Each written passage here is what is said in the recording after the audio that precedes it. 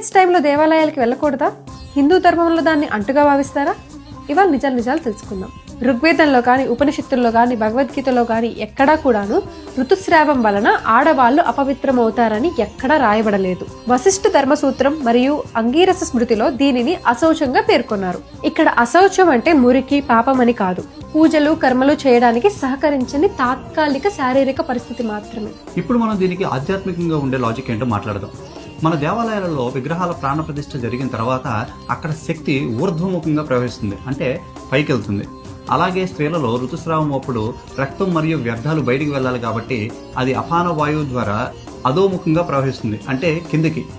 So దేవాలయాలలో ఉండే శక్తి పైకి ప్రవహిస్తుంది మరియు స్త్రీలలో ఋతుస్రావం అప్పుడు శక్తి కిందకి ప్రవహిస్తుంది. రెండు డిఫరెంట్ ఆపోజిట్ డైరెక్షన్స్. దీనివల్ల స్త్రీ యొక్క శరీరం మీద ఎక్కువ ఎఫెక్ట్ పడుతుంది, అలాగే వీక్ అయిపోయి గర్భసంచి మీద ఎఫెక్ట్ పడే ఛాన్స్ ఉంటుందని చెప్పేసి దేవాలయాలకి స్త్రీలను దూరంగా ఉంచుతారు. అలాగే పాతకాలంలో దేవాలయాలకు వెళ్ళాలంటే చాలా కిలోమీటర్లు నడుచుకుంటూ దూరంగా ప్రయాణించి వెళ్ళాలి.